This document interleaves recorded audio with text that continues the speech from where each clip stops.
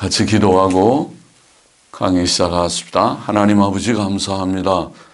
이 시간도 하나님의 영, 진리의 영께서 우리 가운데 계셔서 예수 그리스도의 십자가의 의 안에서 주신 성령의 밝은 빛 가운데서 성경 말씀의 진리를 바르게 깨닫고 또 잘 정리하고 정립하고 바른 진리의 지식을 가지는 저희들이 되게 하여 주시고 부족하고 무익한 종에게 성령의 기름을 쳐주시고 성령의 충만함을 주셔서 하나님의 진리의 한 부분을 바르게 주님 증거하며 또 나누게 하여 주시고 진리를 사모하여 함께 말씀 앞에 앉은 사랑하는 심령들을 복 주시고 저들의 심령을 열어주셔서 주님 하나님의 진리를 듣는 귀와 깨닫는 마음을 주시고 다 유익이 되게 하여 주시기를 소원합니다.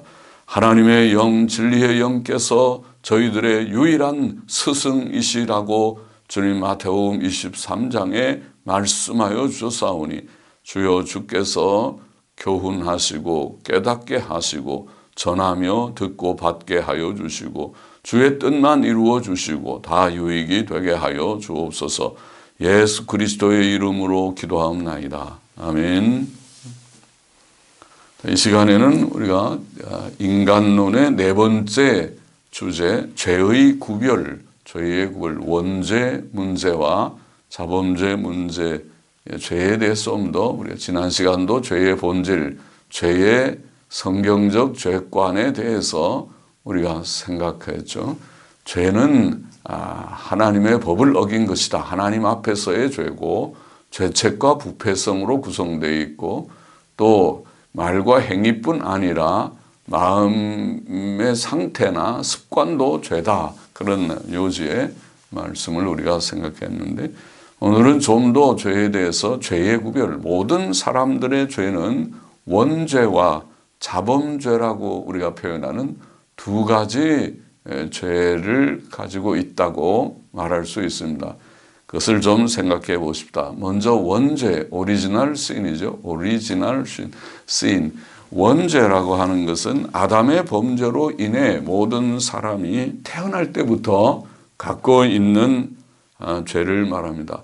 그 죄는 죄책과 부패성으로 구성되어 있으니까 태어날 때부터 죄책, 법적인 책임, 죄의 신분, 죄책을 가지고 있고 또 부패성, 죄악된 성질, 죄악된 경향성을 가지고 있습니다.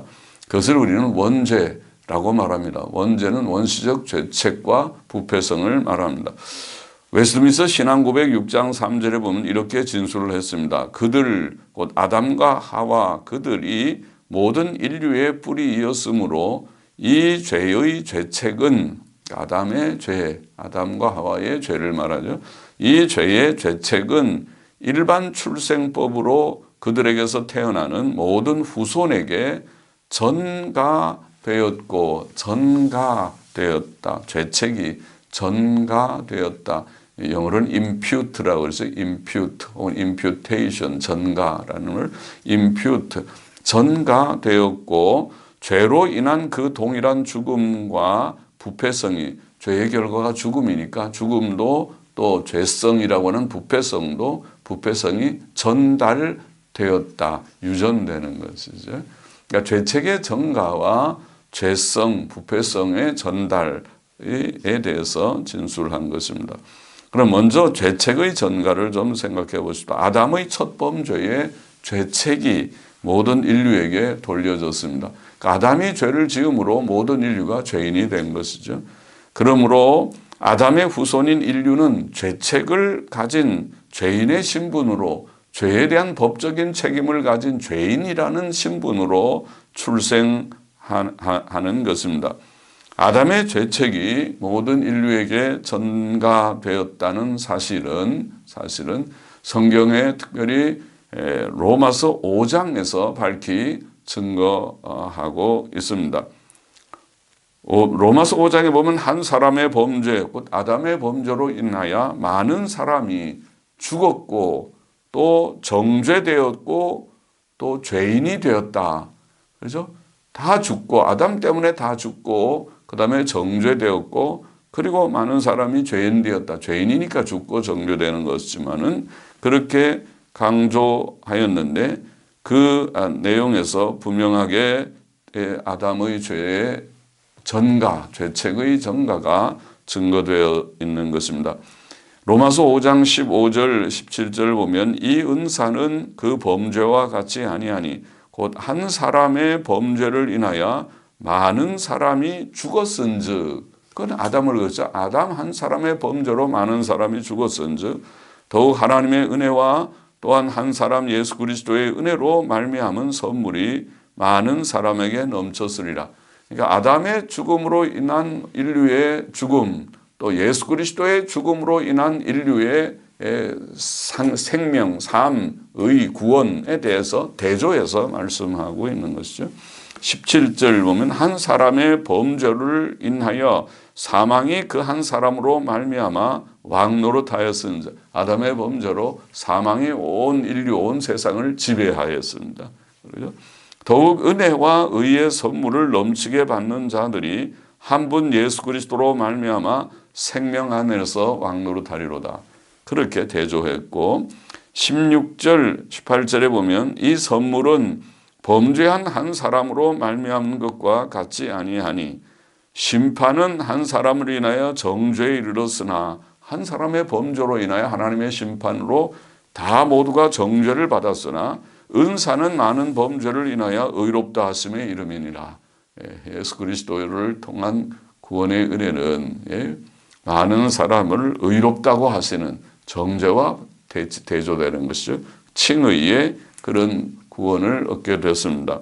그런즉 한 범죄로 많은 사람이 정죄에 이른 것 같이 의의 한 행동으로 말미암아 많은 사람이 의롭다 하심을 받아 생명에 이르렀느니라. 한 범죄로 인류가 정죄되었고 예수 그리스도의 한 의, 예수 그리스도의 십자가의 의로 말미암아 많은 사람이 의롭다 하심을 얻고 영생에 이르게 되 생명에 이르렀다면 영생에 이르게 되었다. 그게 구원의 도리죠. 복음의 진리죠. 복음의 진리는 이처럼 아담의 원죄와 대조되는 그런 은혜인 것입니다. 19절 말씀을 또 보면 한 사람의 순종치 아니함으로 많은 사람이 죄인 된 것 같이 한 사람의 순종하심으로 많은 사람이 의인이 되리라. 아담의 불순종으로 말미암아 인류가 죄인 되었지만 죄인 되었다고 말합니다. 아담의 죄가 인류의 죄가 되었어요. 그러니까 그걸 원죄라고 말해요. 죄책의 전가죠. 그러나 한 사람 예수 그리스도의 순종으로 말미암아 많은 사람이 의인이 되는 이런 복음 진리와 원죄는 대조되고 있는 것입니다. 자, 로마서 5장 말씀이 이처럼 15절부터 19절이 분명하게 한 사람으로 말미암아 인류가 죽었고 정죄되었고 죄인 되었다 이렇게 분명하게 표현하고 있으므로 이 원죄의 죄책의 전가를 증거하고 있습니다. 이것뿐만 아니라 성경과 또 경험이 증거하는 죄의 보편성, 죄라고 하는 것이 인류 전체의 세계 전체의 보편적이다. 모두가 다 죄인이다는 것과 정죄의 보편성, 한 사람도 예외 없이 모든 인류는 정죄 아래 있다. 하나님의 심판 아래 있다. 정죄를 받고 있다. 정죄되었다. 그리고 또 죽음의 보편성, 죽지 않는 사람이 하나도 없다. 이런 죄의 보편성, 정죄의 보편성, 죽음의 보편성도 원죄의 진리, 이 죄책의 전가의 진리를, 사실을 확증한다고 하겠습니다. 죄는 보편적인 현상이죠. 성경도 증거하고 우리 경험도 증거합니다. 열왕기상 8장 46절에 보면 범죄치 아니하는 사람이 없사오니, 그렇죠. 범죄치 않은 사람. 또 욥기 14장 4절에 보면 누가 깨끗한 것을 더러운 것 가운데서 낼 수 있으리까 하나도 없나이다. 인간은 다 더러운 존재이기 때문에 거기에서 깨끗한 것이 나올 수 없나이다. 시편 51편 5절에 보면 내가 죄악 중에 출생하였으며, 태어날 때부터 죄 가운데서 출생했다. 죄악 중에 출생하였으며 모친이 죄 중에 나를 잉태하였나이다. 그렇게 다윗은 고백을 했고 시편 58편 3절에 보면 악인은 모태에서부터 멀어졌으며 나면서부터 곁길로 나아가 거짓을 말하는도다. 사람은 다 악하고 그들은 태어날 때부터 곁길로 가고 거짓을 말한다. 그렇죠. 어린아이들도 조금 있으면 거짓말 잘하죠. 한 것을 안 했다고 그러고 그렇게 거짓말을 곧잘 하죠. 전도서 7장 20절에 보면 선을 행하고 죄를 범치 않는 의인은 세상에 아주 없느니라. 죄의 보편성입니다. 로마서 3장 10절 의인은 없나니 하나도 없으며 잘 알고 있는 말씀일 거고 3장 23절에 모든 사람이 죄를 범하였으며 모두가 죄인이다. 자, 이런 죄의 보편성은 사람의 이성과 경험으로도 인정됩니다. 철학자 플라톤은 눈 멀고 머리 많은 맹수와 같은 만 가지의 악이 네 속에 있도다. 내 속에 있도다. 사람 속에 만 가지의 악이 있다. 눈 멀고 머리 많은 맹수 같은 이 저돌적인 욕망에 이끌려 사는 인생이로다. 만 가지의 악이 있다. 괴테는 유명한 시인 괴테는 나는 나 역시 범하지 않을 수 있는 허물을 보지 못한다고 고백했습니다. 그렇죠. 그것이 인간이죠. 그들의 고백만이 아니라 누구나 다 우리가 다 죄인이다. 그것을 깨닫습니다. 이방 종교들에서 볼 수 있는 고행을 해야 된다. 또 금욕주의 그런 것은 모든 사람이 죄인이라는 강력한 증거의 하나라고 말할 수 있습니다. 모든 사람이 죄인이다. 죄의 보편성, 또 모든 사람이 하나님의 심판과 정죄 아래 있다는 사실도 원죄를 증거하고 있죠. 원죄가 아니면 그렇게 예외도 없이 모든 사람이 정죄를 받겠습니까? 로마서 3장 19절 이는 모든 입을 막고 온 세상으로 하나님의 심판 아래 있게 하려 함이니라. 모든 인생이 온 세상이 또 심판 아래 있다. 에베소서 2장 3절에 보면 우리도 다른 이들과 같이 진노의 자녀이었더니 우리가 다 본질상 진노의 자녀이었다. 모든 사람에게 구원이 필요하다는 사실은 모든 사람들이 정죄 아래 있다는 사실을 전제하고 있는 것이죠. 그러니까 정죄되었으니까 구원이 필요하지. 정죄 안 받았으면 구원받을 것이 구원의 필요성이 없을 수도 있는데 말이죠. 그러나 모두가 정죄되어 있으니까 심판 아래 있으니까 또 구원을 얻어야만 합니다. 주께서 사람이 물과 성령으로 나지 아니하면 하나님의 나라에 들어갈 수 없느니라. 요한복음 3장 5절이죠. 육으로 난 것은 육이라. 이렇게 말씀하실 때에 그것은 모든 사람이 정죄되어 있기 때문에 중생이 필요하다. 그것을 증거하신 것이죠. 또 모든 사람은 죽습니다. 죽음의 보편성도 그렇습니다.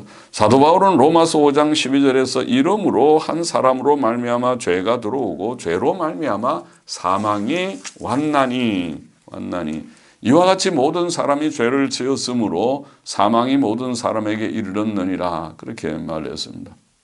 심지어 자신의 의지로 죄를 지을 수 없어 보이는 유아들까지도 죽습니다. 죽지 않는 존재가 없죠. 인생은 죽는 존재라는 걸 다 알고 있고 어린 아기들도 죽으니까 그들이 무슨 죄가 있어서 죽느냐 그렇게 말할 정도이니까 이 죽음의 보편성 부정할 수 없는 현실입니다. 자, 죄의 정가는 이처럼 로마서 5장에서 분명히 증거되어 있고 또 우리가 죄의 보편성, 정죄의 보편성, 죽음의 보편성으로 또 더욱 증거되고 있다. 자, 죄의 정가의 사실은 이처럼 분명합니다. 그러나 죄의 정가의 방식에 대해서는 역사상 일치된 견해가 없었습니다. 자, 첫째로 어떤 이들은 모든 사람이 하나의 통일체로서 아담 안에 존재하였고 그가 범죄했을 때 아담이 범죄했을 때 그 안에서 함께 실제적으로 혹은 실체적으로 범죄했다고 생각했습니다. 이것을 실제론이라고 부릅니다. 실제론. 자, 그래서 아담이 범죄했을 때 모두가 다 그 안에서 실제로 범죄했다. 유명한 이들이 터툴리안이나 어거스틴도 그런 칼빈 선생도 또 윌리엄 쉐드 같은 교의학자도 그런 견해를 가졌습니다. 실제론적인. 그러나 사람의 공통적 실체, 우리 인류가 아담 안에서 공통적으로 있었다. 그 개념은 성경적인 근거가 없다고 보이고 또 합리적인 타당성을 가지는 것 같지 않습니다. 그런 공통적 실체가 있었단 말인가? 또 로마서 5장에서 방금 우리가 생각한 원죄와 칭의의 대조가 실제론의 생각에 부합해 보이지 않습니다. 그 대조가 원죄를 실제론으로 보려면 칭의도 예수님 죽음 안에서 우리가 다 그 속에 있어서 실제로 다 의롭다고 되는 그런 대조가 돼야 할 터인데 예수 그리스도와 성도들의 관계는 실체적 관계라기보다 언약적 관계라고 보이기 때문이죠. 언약적으로 예수님 믿음으로 우리가 그 의에 동참하는 것이지요. 그래서 실제론적인 그런 대조와 부합해 보이지 않는다. 또 아담의 최초의 범죄 외에 다른 죄들에 대한 책임은 어떻게 설명할 것인가? 아담 속에 인류의 공통적 실체가 있다면 아담이 첫 범죄만 한 것이 아니고 여러 살면서 범죄를 했을 것이라고 생각되는데 그러면 그 모든 죄들이 다 인류에게 전가되는 것인가? 그런 우리가 의문도 가지게 되고 또 특별히 사람으로 오신 예수 그리스도께서 사람이 되신 예수 그리스도께서 죄가 없으셨다는 사실은 실제론으로는 설명하기 좀 어려워 보이죠. 예수님도 사람이라면 그럼 아담 안에서 다 그런 공통적 실체 안에 들어갔는가? 가셨는가?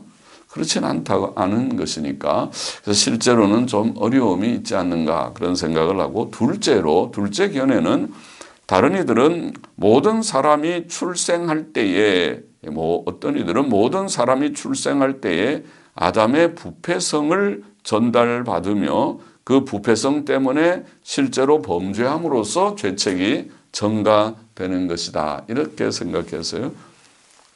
그러니까 아담의 범죄가 그 자손들에게 그 부패성이 전달돼서 그 부패성을 받은 자손이 죄를 지음으로 죄인이 돼서 죄책이 전가되는 것이다.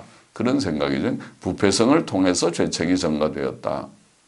그럼 우리가 일컬어서 간접 전가론이라고 부를 수 있는 것이죠. 간접 전가론이라는 그런 생각을 하는 자들이 들어 있었습니다.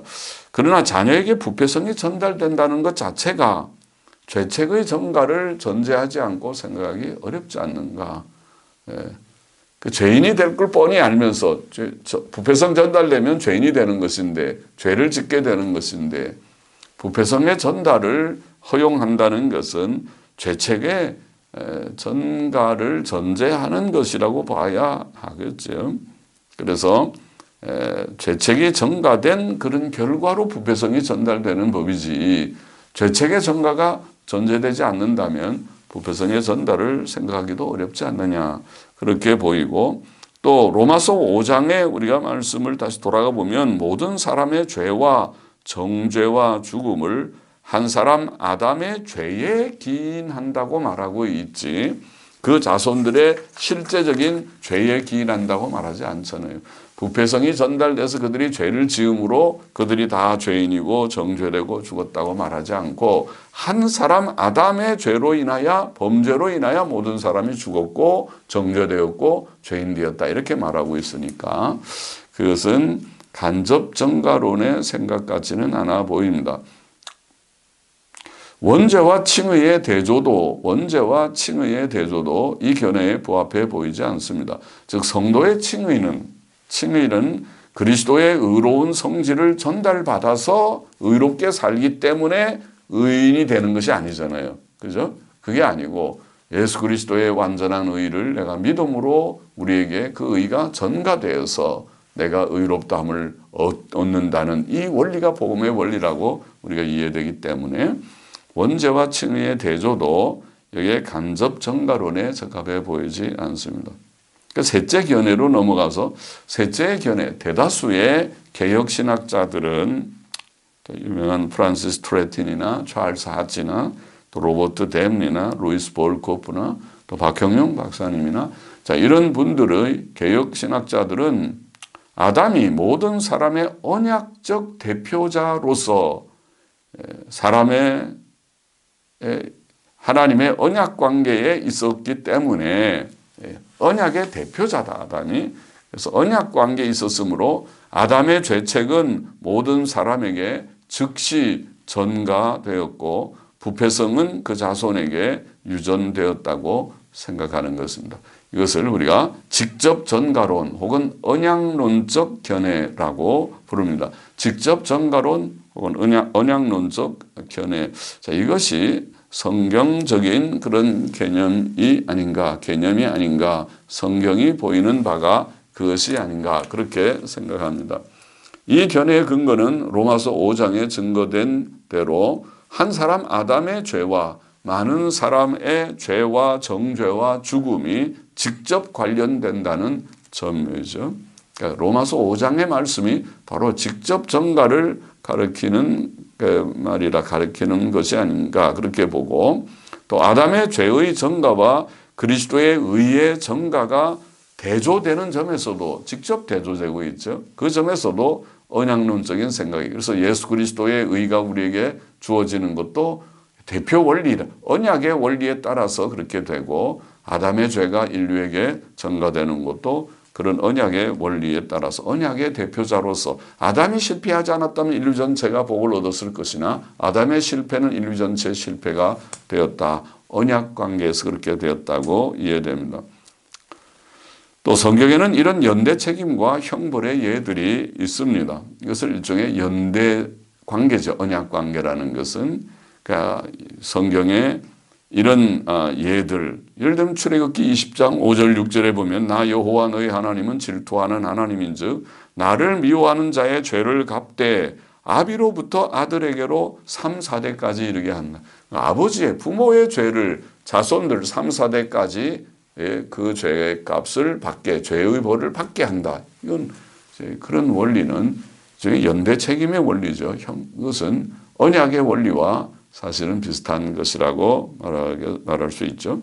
또 민수기 14장 33절에 보면 너희 자녀들은 너희의 패역한 죄를 지고 너희의 시체가 광야에서 소멸되기까지 40년을 광야에서 유리하는 자가 되리라. 그 선조들이 잘못해서 가데스 바네아에서 12정탐꾼들의 그런 불신앙적 그 중에서 12정탐 중에 10명의 불신앙적 보고를 회중들이 다 받아들여서 하나님을 향하여 원망하고 불평하고 밤새도록 울고 애굽으로 돌아가자는 운동까지 일어나고 그렇게 하였기 때문에 하나님께서 그들의 죄에 대한 징벌로 그들의 자녀들이 40년 동안 40일 그 가나안 정탐한 그 날에 하루를 1년 계산해서 40년 동안 광야에서 방황하도록 징벌하셨다. 그것을 보이고 있죠. 연대 책임이죠. 여호수아 22장 20절에 보면은 아간의 사건도 그렇죠. 세라의 아들 아간이 바친 물건에 대하여 범죄함으로 이스라엘 온 회중의 진노가 임하지 아니하였었느냐. 아담의 죄로, 아간의 죄로 인하여서 이스라엘이 아이성 전투에서 실패하는 그런 결과를 가져왔죠. 그건 연대 책임입니다, 일종의. 그것이 성경의 예로 우리가 또 생각할 때에 직접 전가서를 우리가 더 잘 이해할 수 있습니다. 성경에 신명기 24장 16절에 아버지의 죄로 아들이 죽임을 당하지 않는다. 그런 말씀이 있지요. 자, 이것은 이 진리를 지금 부정하는 모순된 것이라기보다 이 신명기 24장 16절의 말씀은 사회의 공적 재판 규례를 가리킨 것이라고 봅니다. 사회에서 재판할 때에 부모의 죄를 자녀에게 묻지 않는다. 각자 그 죄를 받는다. 죄의 벌을 받는다. 그는 사회법의 그런 규례라고 보입니다.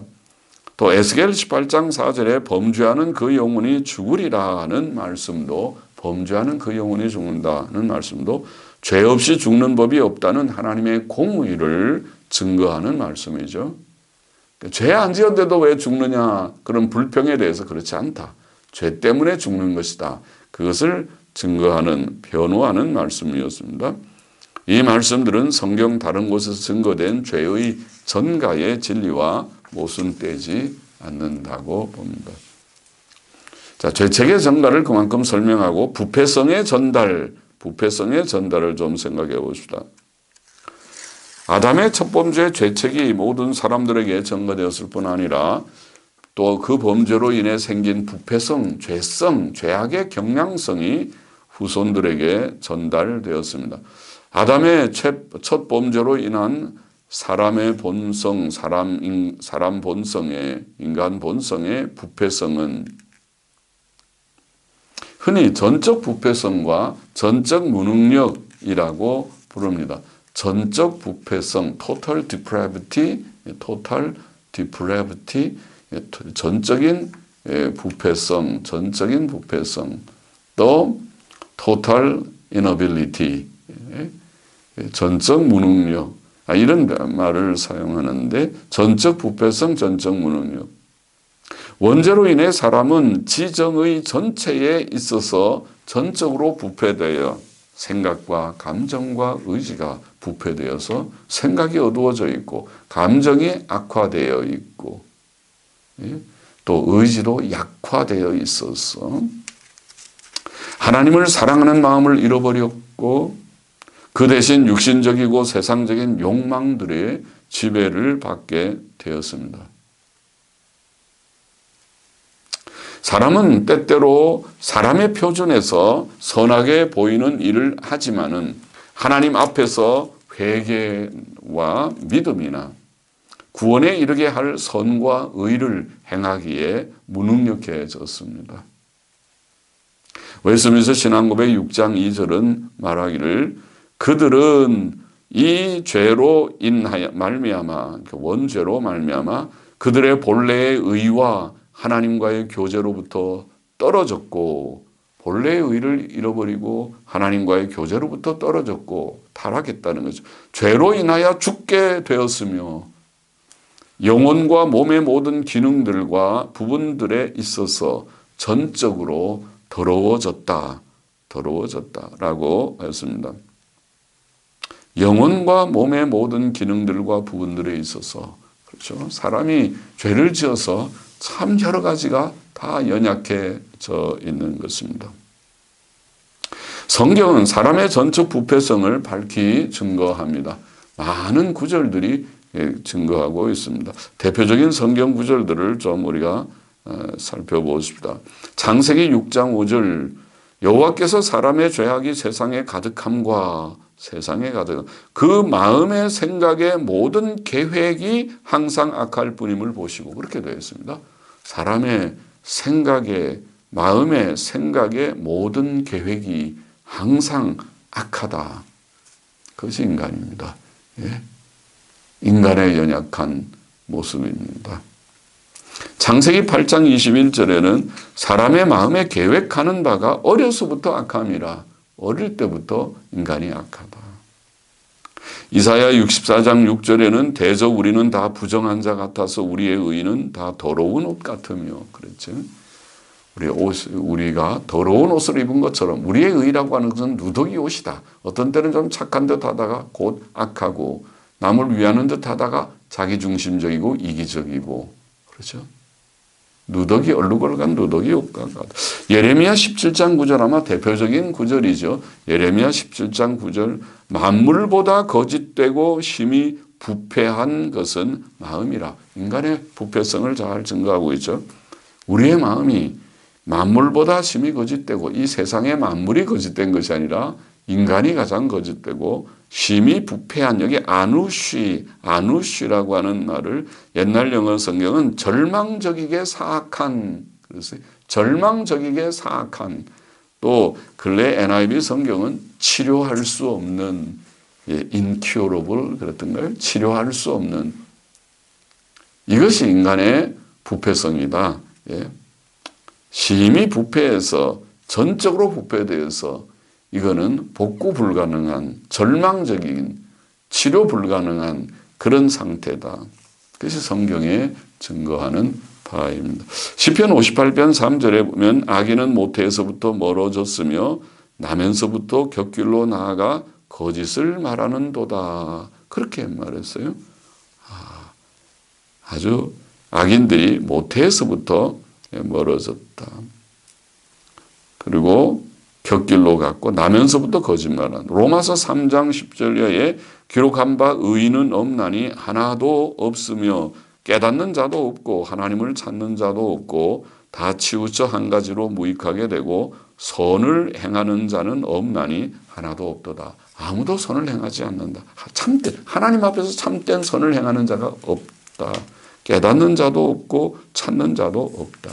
이것이 부패된 죄성을 가진 인간 본성의 현실입니다.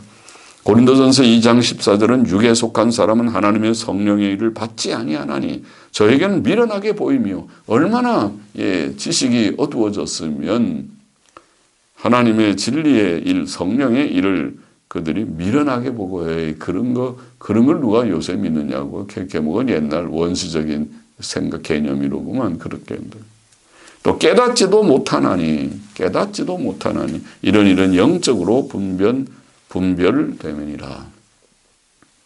그것이 인간이다. 깨달음이 없는.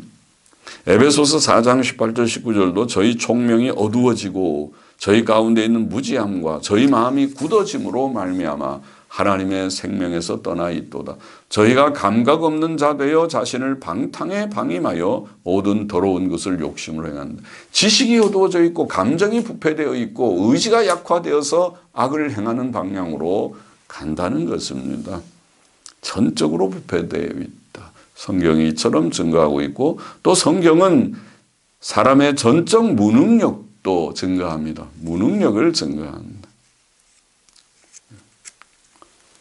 여러 성경 구절들이 사람의 전적 무능력을 직접 언급하고 있습니다. 예레미야 13장 23절 대표적인 구절이죠. 구스인이 그 피부를 표범이 그 반점을 변할 수 있느냐. 검은 피부의 사람이 피부를 아무리 희게 하려고 해도 할 수 없듯이 또 얼룩 표범이 그 얼룩점을 바꿀 수 없듯이 변할 수 있느냐. 할 수 있을진데 만일 할 수 있다면 악에 익숙한 너희도 선을 행할 수 있으리라. 불가능하다는 거죠. 우리가 선을 행할 수 없다. 그거를 증거하는 대표적인 구절이죠. 예레미야 13장 23절. 물론 신명기 30장 11절 14절에 보면은 이와 대조해서 내가 오늘날 내게 명한 이 명령은 내게 어려운 것도 아니요 먼 것도 아니라 오직 그 말씀이 내게 심히 가까워서 내 입에 있으며 내 마음에 있은즉 내가 이를 행할 수 있느니라. 이런 말씀이 있습니다. 여기에 어려운 것도 아니라는 말은 이해하기 어렵지 않다는 뜻 같습니다. 그 내용 자체는 우리가 잘 알 수 있고 할 것 같지만은 실제로 행할 능력이 없는 것이 현실이라는 성경의 말씀이니까 그렇게 이해되어야 할 것이라고 보고, 내가 이를 행할 수 있다는 말씀도 내가 이를 행하도록 내 마음에 있다. 우리가 이해할 수 있고 행할 것 같이 우리의 마음에 다 있지만은 그러나 실제로 행할 능력이 없는 것이, 그것이 우리 부패된 죄성을 가진 인간의 현실이다. 그 전적 부패성 무능력이다.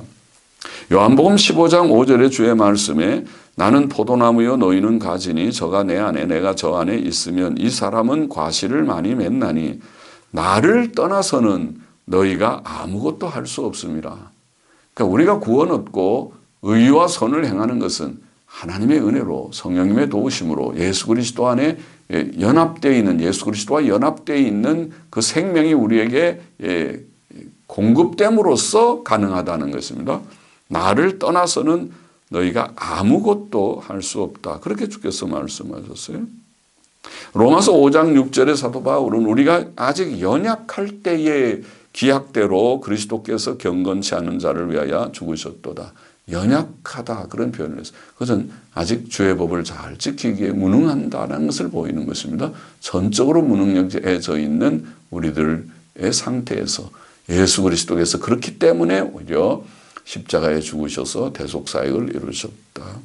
로마서 7장 18절에는 내 속 곧 내 육신에 선한 것이 거하지 아니하는 줄을 아노니 원함은 내게 있으나 선을 행하는 것은 없노라. 선을 행하는 것. 내 속에 선한 것이 거하지 않는다. 원함은 있어. 저게 선하고 바로 살아야지 알지만은 그렇게 행할 능력이 없다는 것. 행하는 것은 없다는 말은 행하는 능력이 없다.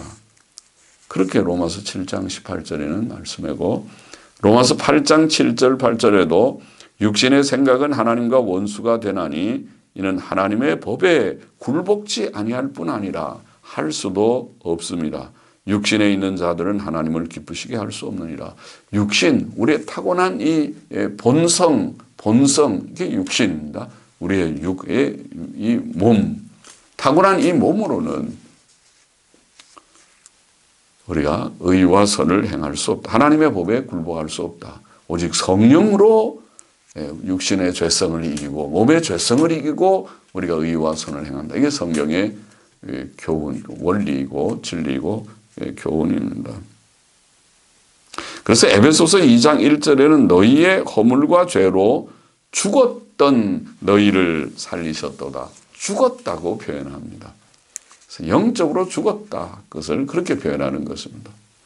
우리가 죄로 인하여서 우리의 영혼이 약화되었다, 병들었다 정도가 아니고 어떤 잘못된 펠라기우스 나중에 생각하겠지만 펠라기우스는 몸이 성하다. 우리의 영혼이 아무 병든 것이 없고 건전하다고 생각하는 그런 잘못된 생각에서부터 어떤 이들은 펠라기우스까지는 안 가도 반펠라기우스 알미니우스주의 사상은 영혼이 병들었다 정도까지 말하고 있어요. 그러나 성경은 건전하다도 아니고 병들었다고 아니고 죽었다. 전적으로 부패되고 무능력해졌기 때문에 죽었다. 그렇게 표현하고 있습니다.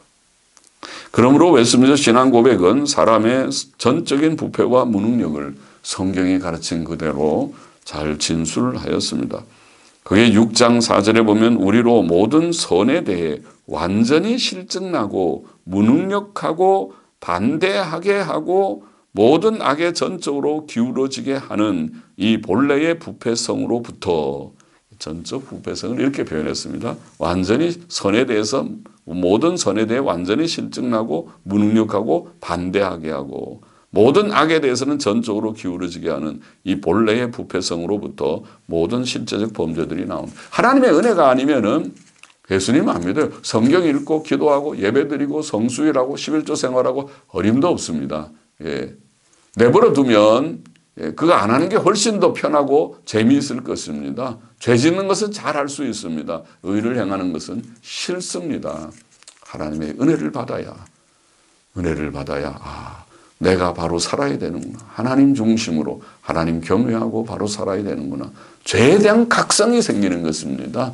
그렇지 않으면 죄에 대해서 죽을 줄 느끼면서도 거기에 빠져서 행하다가 죽어요.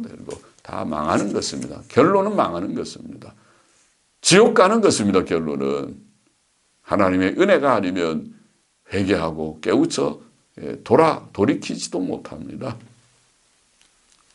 본성의 이 부패성은 6장 5절에 보면 본성의 이 부패성은 이 세상에 사는 동안 중생한 자들 안에 남아있으며 우리 중생한 자들 믿는 자들 속에도 남아있어요. 비록 그것이 그리스도로 말미암아 용서되고 극복된다 할지라도 그것 자체뿐 아니라 그것의 모든 움직임들도 참으로 그리고 엄격히 죄다. 우리 속에 본성의 지금 전적 부패성 무능력이 그것도 죄고 거기에서부터 움직여서 나오는 모든 행위들이 죄다. 우리가 구원을 얻었어도 죄는 죄지요. 잘못하면 죄지요. 구원 얻었기 때문에 죄가 죄 안 되는 거 아니죠. 9장 3절 신앙고백서 9장 3절에 보면 사람이 죄의 상태로 떨어짐으로 구원에 수반하는 모든 영적 선에 대한 의지의 모든 능력을 전적으로 잃어버렸기 때문에 죄의 상태에 떨어져서 우리가 구원에 수반되는 모든 영적 선에 대한 의지의 모든 능력을 전적으로 잃어버려 선을 행할 힘이 없기 때문에 그 말이죠. 본성적 사람은 그 선을 전혀 싫어하며 죄 안에서 죽어 있어서 자신의 힘으로 자신을 회개시키거나 회개하도록 준비시킬 수 없다. 그렇게 되어 있습니다. 다르게 진술했다고 봅니다. 성경의 가르침으로 이렇게 진술. 사실 성경에 이런 많은 구절들, 전적 무능력, 전적 부패, 전적 무능력을 증거하는 많은 성경 구절뿐만 아니라 구약 성경의 역사 전체가 우리의 개인의 경험도 덧붙일 수 있지만은 구약 성경의 역사 전체가 이 진리를 증거합니다. 자, 창세기는 노아 시대의 사람들이 강포하고 죄가 가득함으로 결국 홍수 심판으로 멸망했음을 증거하고 있죠. 옛 시대의 사람들은 결국 죄 가운데 살다가 다 멸망했다. 홍수로 멸망했다. 또 민수기는 이스라엘 백성이 광야 40년 동안 계속 하나님을 믿지 않고 그에게 불평하고 거역하였음을 증거합니다. 큰 은혜를 받고 애굽에서 10가지 재앙을 통해서 홍해가 갈라지는 기적을 경험하며 나온 이스라엘 백성이지만은 그들이 하나님 믿지 않고 불평하고 하나님을 거역하고 불순종했다. 사사기는 지금 성경 우리가 구약 역사를 한번 훑어보는 것입니다. 사사기는 그 시대의 이스라엘 백성의 반복된 범죄와 징벌의 역사를 증거하고 있죠. 또 다시 범죄하고 그런 얘기 많이 나오죠. 그러니까 사사기의 역사를 봐도 인간이 그런 존재인가. 은혜를 받아도 또 범죄하고 또 실패하고 또 죄짓고 또 왕국의 역사서 열왕기나 역대기를 볼지라도 왕국의 역사서들은 이스라엘 왕국이 우상숭배와 부도덕의 죄로 인해 우상숭배와 부도덕 음란과 거짓과 모든 부도덕의 죄로 인해 결국 멸망하였고 많은 사람들이 아수르와 바벨론의 포로로 잡혀갔음을 증거하는 거죠. 역사가 그걸 증거하고 있어. 그것이 이스라엘이고 그것이 인간이로구나. 또 에스라서와 느헤미야서는 어떻습니까? 그건 포로 귀환 때 그런 책이지 않습니까? 역사책이죠. 바벨론 포로 생활로부터 돌아온 이스라엘 백성이 또 다시 범죄하였음을 증거하는 것이 에스라서의 증거죠. 그래서 에스라 때에 큰 부흥운동에 에스라가 와서 부흥운동이 일어나고 또 느헤미야의 때에도 또다시 그런 회개의 운동이 일어났습니다. 그리고 마지막 책인 말라기서까지, 말라기서는 이스라엘 백성이 구약시대의 마지막 때까지 여전히 하나님께 범죄하고 불순종하였다. 그것을 증거하고 있죠. 그들이 어찌 이렇게 하나님께 제사 드리는 일이 번거로우고 힘든 일인가 불평하면서 깨끗한 제사를 드리지 않았다. 그렇게 되어 있습니다. 11조도 드리지 않고 바로 안식일 바로 지키지도 않고 제사 바로 드리지 않았다. 그것이 구약 역사입니다. 이와 같이 성경은 사람의 전적인 부패와 무능력을 밝히 증거합니다. 우리의 경험도 마찬가지입니다. 자, 이처럼 성경은 원죄를 밝히 증거한 원죄의 죄책과 죄책의 전과 부패성의 전달을 밝히 증거하고 있습니다. 그런데 이 원죄를 부정하는 이단 사상이 펠라기우스였습니다. 초대교회의 펠라기우스 사상. 원죄를 부정했던 펠라기우스의 사상은 어떠했는가 한번 잠깐 그 이단 사상을 우리가 알 것도 없지만은 그러나 오늘 시대에도 그런 이단이 있으니까 펠라기우스 사상을 정리해 보십시다. 첫째, 아담은 본래 도덕적 중립 상태로 창조되었다. 그 틀린 말이죠. 제가 아담의 처음에 첫사람의 본래의 상태를 우리가 말하면 사람의 본질을 말하면서 아담은 선하게 의롭게 창조되었지 도덕적 중립 상태가 아닙니다. 그런데 펠라기우스는 아담은 본래 도덕적 중립 상태로 창조되었다. 둘째, 아담의 타락 후에도 모든 사람들은 선을 행할 수 있는 본성적 능력, 즉 자유의지를 부여받았다.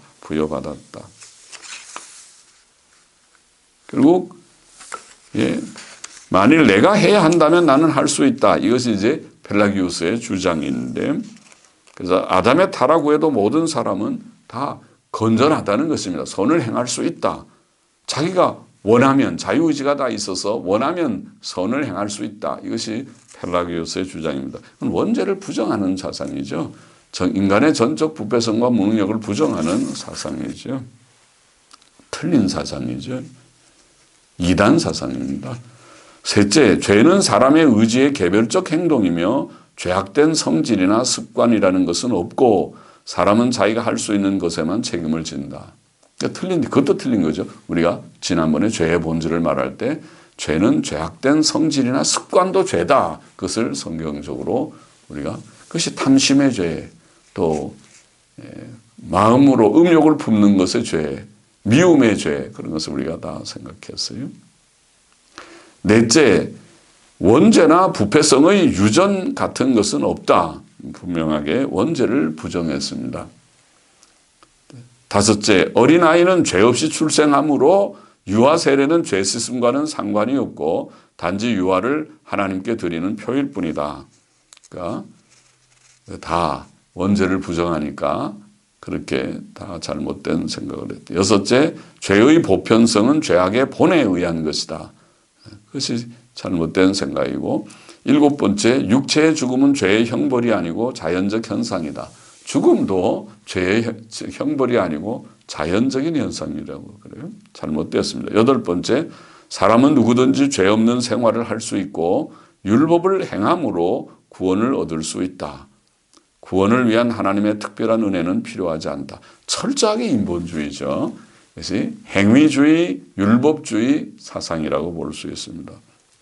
한마디로 펠라기우스 사상은 사람의 본성은 건전하다. 아까 사람은 영적으로 병등전도가 아니라 죽었다. 에베소 2장 1절의 말씀대로 죽었다 그랬는데, 펠라기우스는 정반대로 사람의 본성은 건전하다는 것이고 행위주의이고 율법주의입니다. 이 사상은 초대교회 펠라기우스만 그런 사상을 가진 것이 아니라 종교개혁기에 소시너스라고 하는 사람이 있었어요. 소시니안이라고 그래요. 소시너스주의. 소시너스라는 사람이 이런 주장을 했고, 오늘날에 이런 주장을 하는 자들이 바로 자유주의 신학자들입니다. 자유주의 신학이 주장하는 것이 바로 원죄 부정하고 바로 이렇게 사람은 건전하다. 사람이 자유의지를 가지고 할 수 있다고 생각하는 그런 주장입니다. 그러나 이것은 명백히 비성경적이고 이단적입니다. 이단입니다. 소시너스도 이단, 자유주도 이단, 펠라기우스도 이단입니다. 우리는 성경적 원죄의 진리, 원죄의 죄책의 전가, 부패성의 전달의 사실을 성경에 근거해서 분명하게 인식하고 또 바르게 알아야 하겠습니다.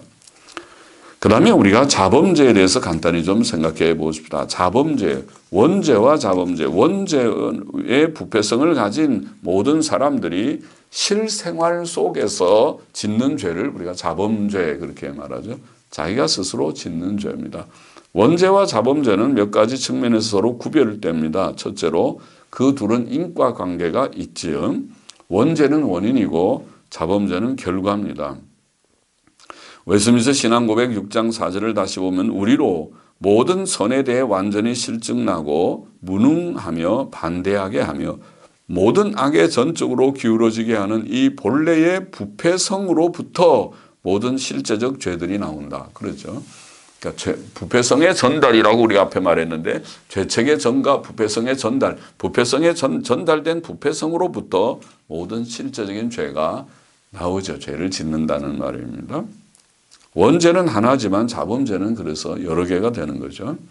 원죄의 부패성에서 자범죄가 다 나옵니다. 둘째로 원죄와 자범죄는 인식의 지금 인과관계에 있어서 원인과 결과고 또 인식의 측면에서도 좀 다릅니다. 원죄는 모든 사람에게 다 인식되는 것이 아니기 때문에 믿음 없는 자들은 빈번히 그것을 부정합니다. 아까 펠라기우스는 인품은 괜찮은 사람이라고 알려져 있지만은 그러나 사상은 아주 잘못된 이단 사상입니다. 그래서 원죄를 부정했죠. 또 소시너스나 자유주의자들도 마찬가지입니다. 그러나 자범죄의 존재는 일반적으로 다 인정되죠. 자기가 죄를 짓는 것이니까. 물론 오늘날 진화론의 영향으로 사람들은 죄의식을 많이 잃어버렸다고 보입니다. 진화론자들은 사람의 죄를 동물성의 잔재 정도로 간주하기 때문에 그것을 하나님께 대한 악으로 보기보다는 단순히 다른 사람들에 대한 악 정도로, 그렇게 다른 사람에게 좀 잘못 행하는 그런 정도로 생각하는 약한 생각을 갖고 있는 것이죠. 죄의식이 많이 약화됐지만은 그래도 자범죄는 사람들이 좀 인식하는 편이다. 셋째로 원죄와 자범죄는 죄책의 측면에서도 좀 다르다고 말할 수 있습니다. 원죄는 날 때부터 가지고 있는 본성의 죄이고 죄책을 물론 포함하니까 날 때부터 죄인으로 간주되지만은 그러나 원죄의 죄책하고 자범죄의 죄책하고는 좀 다르다. 자범죄는 자신이 의지적으로 행한 악행이기 때문에 원죄보다는 죄책이 좀 더 크다고 생각해야 하겠습니다. 자기가 직접 지은 죄는 더 책임이 큰 것이죠. 사람의 자범죄도 다 같은 무게를 갖는 것은 아닙니다. 우리가 죄를 짓는다 하더라도 죄는 더 무거운 죄가 있고 가벼운 죄가 있습니다. 종류에 따라서. 모든 죄가 다 죽음의 형벌을 받을 만하지만 죄값은 죽음이지만은 그러나 모든 죄가 다 똑같이 극악한 것은 아니라고 말해야 하겠습니다. 웨스트민스터 대유리문답 150문답에는 이렇게 진술을 하고 있습니다. 하나님의 법에 대한 모든 범죄들이 똑같이 극악한 것은 아니고 어떤 죄들은 그 자체에 있어서 그리고 또 몇 가지 더 가중된 이유로 하나님 앞에서 다른 죄들보다 더 극악하다고 하였습니다. 성경은 죄와 심판의 정도의 차이가 있음을 증거합니다. 예수께서는 누가복음 12장 47절 48절에 보면 주인의 뜻을 알고도 예비치 아니하고 그 뜻대로 행치 아니한 종은 많이 맞을 것이요. 그런 말씀이죠. 주인의 뜻을 알면서도 바로 행하지 못하면 많이 맞을 것이요. 알지 못하고 맞을 일을 행한 종은 적게 맞으리라. 잘 몰라서 그러면 죄책이 좀 약하지만 책임이 적지만은 알면서도 고의로 행하면 책임이 더 크죠. 벌이 크다 그 말이죠. 또 자신을 빌라도에게 넘겨준 자들의 죄가 더 크다. 요한복음 19장 11절에는 그렇게 표현하셨습니다. 하나님께서 각 사람의 행한 대로 보응하실 것이라는 보응하실 것이라고 말한 사도 바울의 증거도 죄와 심판의 차등을 전제한 것이죠. 행한 대로 보응하십니다. 큰 악을 행한 자는 크게 벌을 받고 작은 악을 행한 자는 작게 벌을 받고 그것이 공평한 것이죠. 사람의 자범죄들은 죄책의 정도에 따라 크게 둘로 나눌 수 있는데 첫째는 알지 못하거나 연약하여서 짓는 죄가 있습니다. 잘 몰라서 부지중에 실수로 또 연약해서 짓는 죄가 있습니다. 레위기 4장 2절에 보면 누구든지 여호와의 금령 중 하나라도 그릇 범하였으되 그릇이라는 표현에 그릇 범하였으되 레위기 4장 22절에는 만일 족장이 그 하나님 여호와의 금령 중 하나라도 부지 중에 범하여 허물이 있었다가 여기는 부지 중에 어떤 데는 그릇 어떤 데는 부지 중에 이렇게 번역한 레위기에서 여러 그런 말씀이 자주 나오는데 히브리어로는 쉐가가라는 말이 그런 그릇 혹은 부지 알지 못하는 무지함 이런 뜻입니다.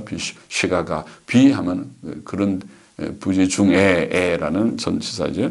비슈가가 부지 중에 무심코 실수로 부주의하여 이런 이제 번역할 수 있는 말입니다. 누가복음 12장 47절 48절에 보면 이런 말씀이죠. 주인의 뜻을 알지 못하고 맞을 일을 행한 종은 적게 맞으리라. 앞에서 제가 인용한 말씀이군요. 적게 맞으리라. 알지 못하고 행한 그런 경우의 죄지요. 이런 알지 못하거나 연약하거나 실수로 짓는 죄가 있고 둘째 종류의 죄는 고의적인 죄가 있죠. 고의적으로 짓는 죄. 민수기 15장 29절 30절에 보면 이스라엘 자손 중 본토 소생이든지 그들 중에 우거하는 타국인이든지 무릇 그릇 범죄한 자에게 대한 법이 동일하거니와 본토 소생이든지 타국인이든지 무릇 짐짓 무엇을 행하면 짐짓이라는 말, 짐짓 무엇을 행하면 여호와를 회방하는 자니 그 백성 중에서 끊어질 것이라 이렇게 말합니다. 이게 짐짓이라는 히브리어 베아드라마라는 말은 베야드 손이라는 말이고 라마 높은 손을 들고 이제 대항하는 그런 그 표현이죠. 우리가 사람이랑 다툴 때 손을 들고 막 다투는 그런 이제 죄를 지을 때 하나님 앞에서 그렇게 높은 손을 들고 죄를 짓는다는 말은 짐짓 무엇을 행한다는 말은 뻔뻔스럽게 혹은 도전적이게 혹은 반항적이게 자 이렇게 번역할 수 있는 말입니다. 우리는 짐짓 무엇을 행하면 뻔뻔스럽게 무엇을 행하면 도전적이게 반항적이게 또 시편 19편 13절에는 주의 종으로 고범죄를 짓지 말게 하사 고범죄라는 용어도 사용했습니다. 고범죄. 그 죄가 나를 주장치 못하게 하소서. 그리하시면 내가 정직하여 큰 죄과에서 벗어나겠나이다. 큰 죄과. 죄도 큰 죄죠. 그것이 고범죄, 고의적인 죄, 고범죄. 그것이 뻔뻔스러운 죄, 고의적인 죄를 가리킵니다. 또 신약 성경은 사망에 이르는 죄라는 표현을 사용하고 있죠. 이것들은 고의적인 죄의 극단적인 형태라고 생각됩니다. 모든 고의적인 죄가 다 용서받지 못할 죄라고 보기 어렵지만 신약 성경의 네 구절에 언급된 죄는 특별한 죄로 보입니다. 마태복음 12장 31절 31절 사람의 모든 죄와 회방은 사심을 얻되 성령을 회방하는 죄는 사심을 얻지 못하겠고 주께서 그렇게 말씀하시죠. 모든 죄와 구별해서 성령을 회방하는 죄, 특별한 죄입니다. 또 히브리서 6장 4절 이하에 보면 한 번 비침을 얻고 하늘의 은사를 맛보고 성령에 참여한 바 되고 하나님의 선한 말씀과 내세의 능력을 맛보고 타락한 자들은 다시 새롭게 하여 회개케 할 수 없나니 이는 자기가 하나님의 아들을 다시 십자가에 못 박아 현저히 욕을 보임이라. 이런 말씀이죠. 두려운 말씀이죠. 히브리서에 나오는 가장 두려운 말씀 중에 하나가 6장 4절로 6절의 말씀이고 또 히브리서 10장 26절 27절에도 비슷한 말씀입니다. 우리가 진리를 아는 지식을 받은 후 짐짓 죄를 범한 즉 그게 짐짓이라고 하는 이 헬라어도 고의적으로 그렇게 번역할 수 있는 말입니다.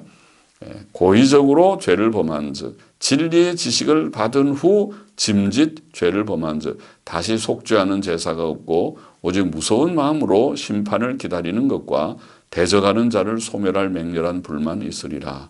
이런 두려운 말씀이 있고 히브리서의 2절의 6장과 10장에 있고 그리고 네 번째로 요한 1서 5장 16절 17절 말씀 사망에 이르는 죄가 있으니 사망에 이르는 죄를 언급했어요. 이에 대하여 나는 구하라 하지 않노라. 하나님 저 사람 사망에 이르는 죄에서 구원해 주세요. 그런 기도하라고 내가 말하지 않는다. 이렇게 말할 정도로 사망에 이르는 죄가 특별한 죄가 있어요. 모든 불의가 죄로 돼 사망에 이르지 아니하는 죄도 있도다. 그렇게 말했습니다.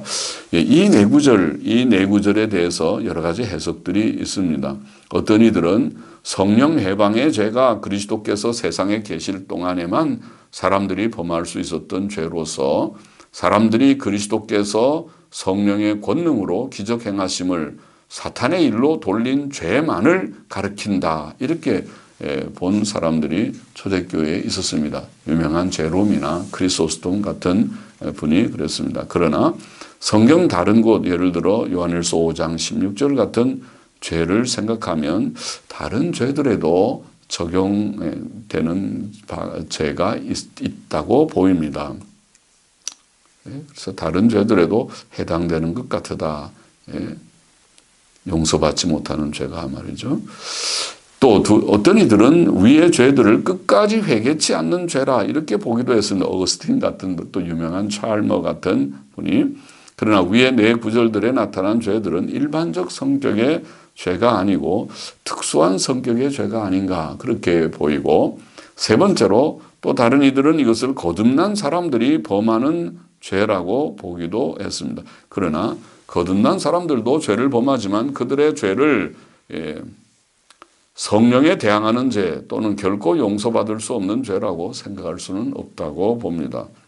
자, 우리는 칼빈이나 프란시스 트레틴과 더불어 위의 네 구절들의 죄가 다 동일한 죄, 이 네 구절이 다 동일한 죄로서 성령의 사역을 고의적으로 멸시하고 회방하는 죄, 혹은 하나님의 복음의 핵심적인 내용을 알면서도 고의적으로 그것을 부정하고 대항하고 참된 신앙으로부터 완전히 돌아서는 배교의 죄를 가리킨다고 봅니다. 배교의 죄, 이단을 말하는 것이죠. 배교자들, 그 지식을 상당히 가지고 있으면서도 그것을 고의적으로 성령의 사역을 박차고 멸시하고 또 그것을 부정하고 복음을 부정하고 대항하는 이런 배교의 죄, 그것은 참 무서운 죄죠. 이단자들이 거기에 해당합니다. 예수 그리스도를 믿고 구원 얻은 성도들은 이런 죄를 범해서는 안 됩니다. 자, 이제 오늘 죄의 구별의 주제의 내용을 간단히 정리해 보십시다. 사람들의 죄는 원죄와 자범죄로 구별된다. 원죄와 자범죄. 원죄는 아담의 범죄로 인해 모든 사람이 태어날 때부터 가지고 있는 죄책과 부패성을 말하죠.